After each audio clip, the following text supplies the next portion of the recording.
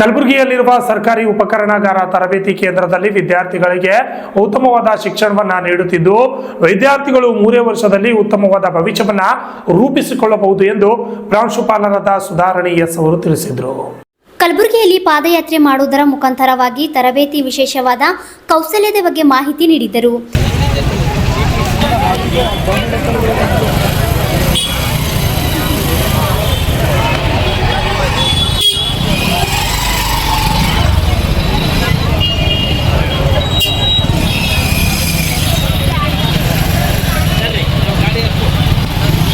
ಈ ಸಂದರ್ಭದಲ್ಲಿ ಮಾತನಾಡಿದ ಪ್ರಾಂಶುಪಾಲರಾದ ಸುಧಾರಾಣಿ ಎಸ್ ಅವರು ವಿದ್ಯಾರ್ಥಿಗಳು ನಮ್ಮ ತರಬೇತಿ ಕೇಂದ್ರದಲ್ಲಿ 3 ವರ್ಷದಲ್ಲಿ ಉತ್ತಮವಾದ ಉಜ್ವಲ ಭವಿಷ್ಯವನ್ನು ರೂಪಿಸಿಕೊಳ್ಳುತ್ತಾರೆ ಎಂದು ಹೇಳಿದರು.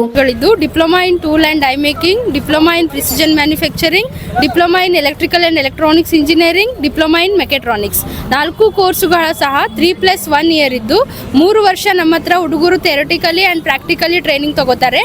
4ನೇ ವರ್ಷಕ್ಕೆ ಅವರಿಗೆ ಇಂಟರ್ನ್ಶಿಪ್ ಅಂತೇಳಿ ಇಂಡಸ್ಟ್ರಿ ಕಳಿಸ್ತೀವಿ.